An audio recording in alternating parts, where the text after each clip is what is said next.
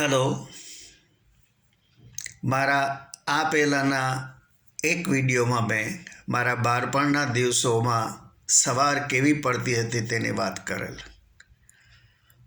ઘરે ઘરેથી all India રેડિયોનું signature tune સંભળાતું હોય, સાથે સાથે ઓટલા પર બેસી દાંતણ કરતા લોકોના ટિપિકલ ટ્યુન્સ પણ સંભળાતા હોય. એ જમાનામાં અમારા પોરબંદરમાં આંગળીના વેઢે ગણી શકાય એટલી કાર્સ હતી, જેને અમે મોટર કહેતા. એમ્બેસેડર અને ફિયાટનો એ જમાનો હતો.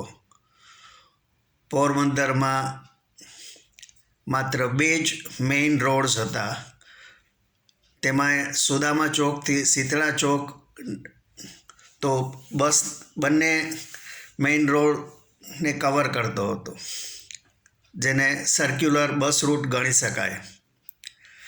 અને દરેક રોડ પર, દરેક સ્ટોપ પર બસ ડ્રાઈવર એન્જિન બંધ કરી અને શાંતિથી બેસી જતો હતો.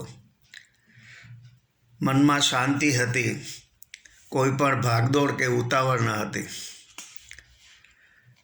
મારા મિત્ર ધીરેન્દ્રને મોટાભાગની કારના નંબર્સ મોઢે હતા. 10:30 થયા ને, હમણાં 45-46 નીકળશે, 11:38-53 નીકળશે. કારમાં ક્યાંક જવાનો મોકો મળતો ત્યારે લોકો લાંબા વખત સુધી અમે મોટરમાં દ્વારિકા ગયા કહેતા હતા. કાર અને ફોન તો અમુક પૈસાપાત્ર લોકોના ઘરે જ હતા. હું એન્જિનિયર થયો ત્યારબાદ અમદાવાદના વટવામાં નોકરી કરતો ત્યારે મેં એક સેકન્ડ હેન્ડ સાયકલ લીધેલી, અને મેરેજ પછી પણ એ સાયકલ મારું એકમાત્ર વાહન હતું. જો એ સાયકલમાં ઓડોમીટર ફિટ કરેલું હોત તો મને ખાતરી છે કે 1,00,000 કિલોમીટર સુધીનો આંકડો એ ઓડોમીટર બતાવત.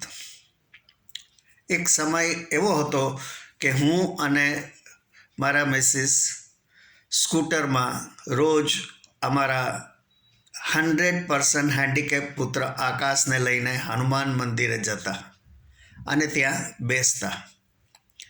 પુત્રની ઉંમર વધતા એમાં મુશ્કેલીઓ થોડી વધવા માંડી. અમારી મુશ્કેલી પડવાની આ વાત જાણે હનુમાન દાદાએ સાંભળી લીધી, અને મને તુરંત જ એક કંપનીએ વીપી બનાવી નવી કાર આપી. તે કારમાં ઘણા વર્ષ અમારા પુત્ર આકાશને બહાર લઈ જતા. છેલ્લે આકાશના બહાર જવાની મૂવમેન્ટ બંધ થઈ અને મેં તે કાર વેચી દીધી. મને લાગે છે કે તે કાર ખાસ કરીને આકાશ માટે જ અમને મળેલ.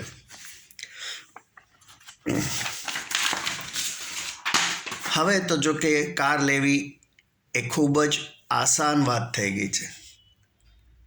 ઘણા ઘરોમાં 2 થી 3 કાર હોય છે, અને તેમાંય ખાસ કરીને કેટલાક નસીબદાર ટોમી તો મર્સિડીઝ, ઓડી અથવા તો BMW જ ફરે છે. આજે અંદાજે 5 કરોડ ગાડીઓ આપણા દેશના રસ્તાઓ પર ફરે છે. વિદેશમાં તો ડ્રાઈવરલેસ કાર્સ આવી ગઈ છે, જેના વિડીયો જોઈને આપણા ઘણા લોકોના મનમાં એક પ્રશ્ન ઊભો થાય છે કે જો આવી કોઈ ગાડી આપણી કાર સાથે અથડાય તો મારવા કોને લેવો? જો આપને મારી આ હળવી વાત ગમી હોય તો મારા વિડીયોને લાઈક કરી આપના ગ્રુપમાં શેર કરજો, અને પ્લીઝ મારી ચેનલને સબસ્ક્રાઈબ કરજો. આભાર. આવજો.